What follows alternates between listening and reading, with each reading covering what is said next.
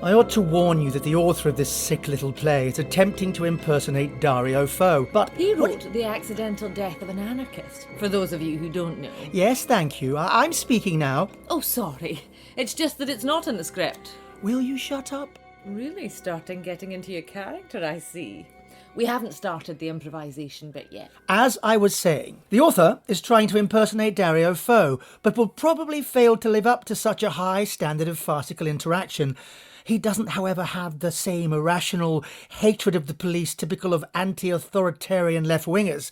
So, if I am made to look stupid and full of male bravado, it is all in the name of artistic license. And what is said may bear no resemblance whatsoever to how it works in the real world. So don't start complaining about implausibilities and plot holes, as nobody cares. Now we start the improv around the script. Stop telling me what to do.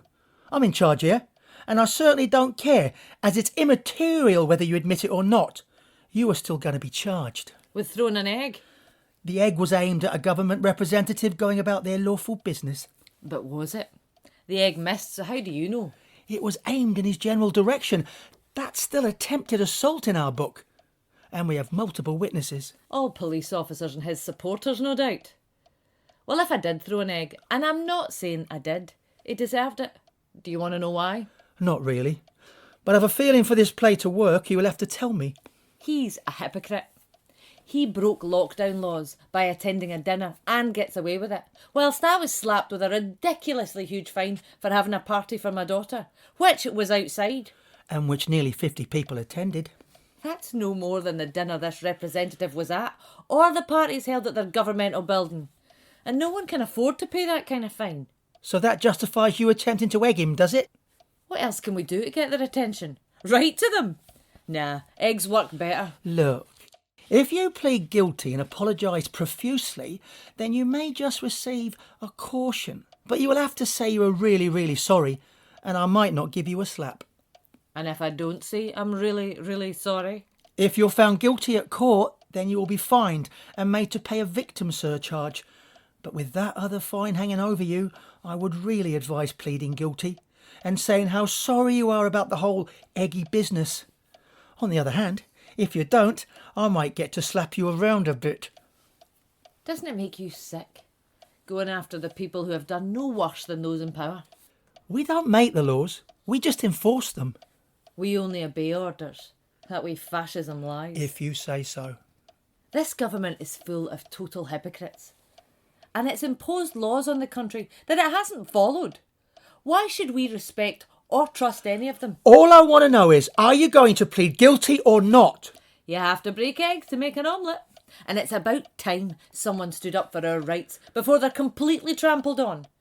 A representative with egg on their face is a small price to pay. I take it that's a no. And you should wake up.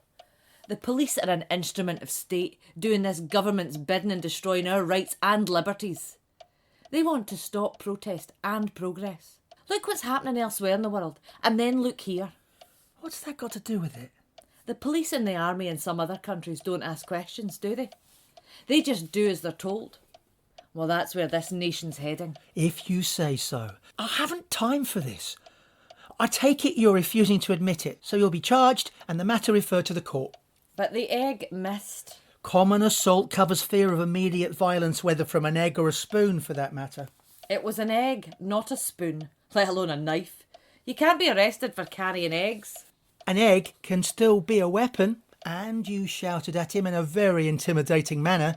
You even scared me. Did I swear at him? No, but you still behaved in a very scary way. Sticks and stones. And an egg. Which, as I keep saying, missed. Ugh, this is a total farce. Well, I'm not sure I'd go that far. That's how we're playing it, isn't it? Well, I thought so.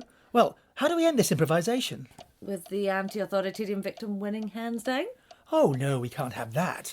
The left-wing drama critics will never buy it. The bad egg must be vanquished. Oh, very good, another egg pun. Just to be clear, the bad egg is you, isn't it? It has to be you, surely. No. Surely the writer deliberately hasn't made it clear, so the audience can decide. Sometimes it's difficult to maintain an authorial balance when the world is so out of kilter. Well, I'm disappointed I never got to slap you. I hope the director gives the writer some notes about her characters.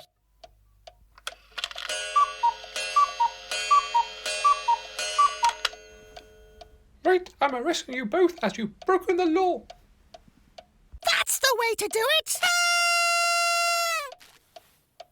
That's a shame. I was really getting into that. The ending is going to need some work, though.